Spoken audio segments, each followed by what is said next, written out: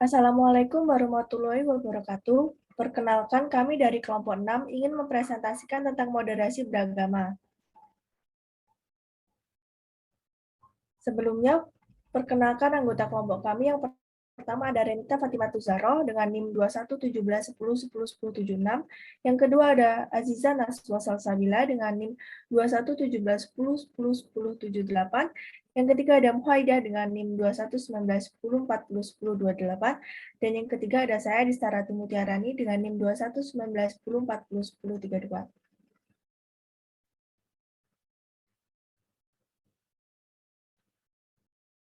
Yang pertama ada pengertian moderasi beragama yang akan dijelaskan oleh Aziza Naswa Salsabila. Waktu dan tempat dipersilahkan.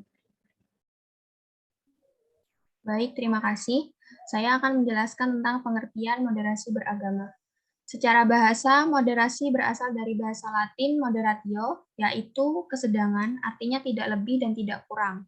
Sedangkan dalam bahasa Arab, moderasi dikenal dengan kata wasat atau wasatiyah, yang sepadan dengan kata tawasud, artinya tengah-tengah. I'tidal artinya adil, dan tawazun artinya berimbang. Dari semua ungkapan ini, maka moderasi merupakan sikap memilih jalan tengah, berusaha adil dan berimbang, dan tidak berlebih-lebihan.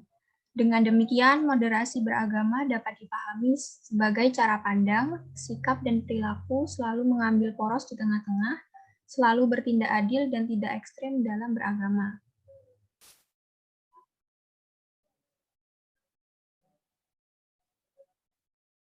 Sedangkan secara istilah, moderasi adalah sikap dan pandangan yang tidak berlebihan, tidak ekstrim, dan radikal atau tataruf, sesuai dengan Quran Surah Al-Baqarah ayat 143 yang dirujuk untuk pengertian moderasi di sini, menjelaskan keunggulan umat Islam dibandingkan umat lain. Dalam hal apa saja, Al-Quran mengajarkan keseimbangan antara hajat manusia akan sisi spiritualitas atau tuntutan batin akan kemahadiran Tuhan, juga menyeimbangkan tuntutan manusia akan kebutuhan materi.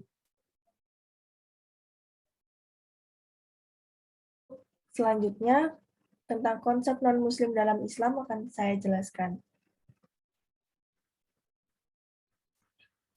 Konsep non-muslim dalam Islam. Dalam Quran Surah Al-Baqarah ayat 62 dijelaskan bahwa terdapat 4 komunitas keagamaan, yaitu kaum beriman, Yahudi, Nasrani, dan Sabi'in. Sementara tafsir MUI dalam memberikan komentar terhadap ayat ini tidak jauh berbeda dengan beberapa kitab tafsir yang muktabar, otoritatif, seperti tafsir Ibnu Katsir dan tafsir Al-Maraghi. Menurut tafsir berbahasa Bugis bahwa kaum Muhammad yang benar-benar beriman kepada Allah dan hari akhir serta mengikuti tuntunan dan menjauhi larangannya, maka Allah tidak akan menyia-nyiakan mereka sedikit pun. Demikian pula dengan kaum Yahudi, Nasrani, dan kaum Sabi'in, mereka akan selamat apabila mereka mengikuti ajaran Nabi Muhammad SAW. Baik, untuk materi selanjutnya akan dijelaskan oleh rekan saya yang bernama Muhaidah.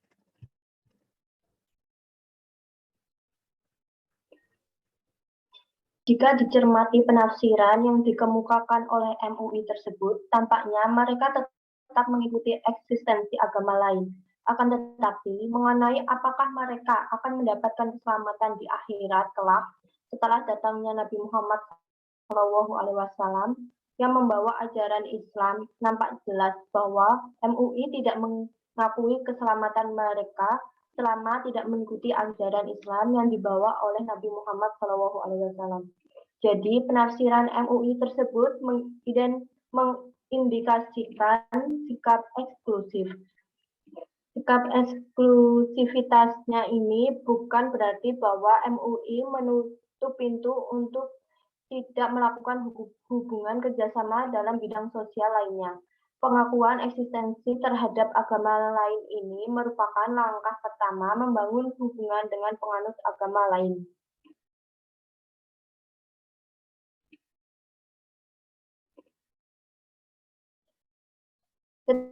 Sedangkan menurut Nurholis, agama Islam memandang non-muslim adalah yang pertama, Islam mengajarkan bahwa agama Tuhan adalah universal, karena Tuhan telah mengutus Rasul-Nya kepada setiap umat manusia. Kedua, Islam mengajarkan pandangan tentang kesatuan nubuwah atau kenabian dan umat yang percaya kepada Tuhan. Ketiga, agama yang dibawa Nabi Muhammad SAW adalah kelanjutan langsung agama-agama sebelumnya, khususnya yang secara genealogis paling dekat ialah agama-agama Semitik Abrahamik. Keempat, umat Islam diperintahkan untuk menjaga hubungan yang baik dengan orang-orang beragama lain, khususnya para penganut kitab suci atau Alkitab. Semua prinsip itu mengarah pada ajaran tidak boleh ada paksaan dalam agama.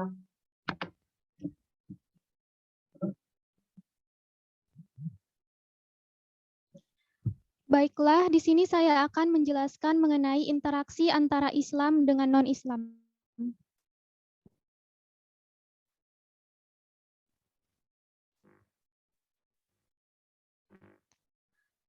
Menurut Ishak, hubungan kerjasama dengan non-Muslim tidak bisa dilakukan secara sembrono agar tidak mengorbankan umat Islam atas nama persamaan hak. Maka ada beberapa persyaratan yang harus diperhatikan. Yang pertama adalah kerjasama tersebut tidak boleh sampai meninggalkan umat Islam sendiri. Yang kedua, kerjasama tersebut harus memberikan perlindungan jangka panjang terhadap Islam, bukan kepentingan sesaat.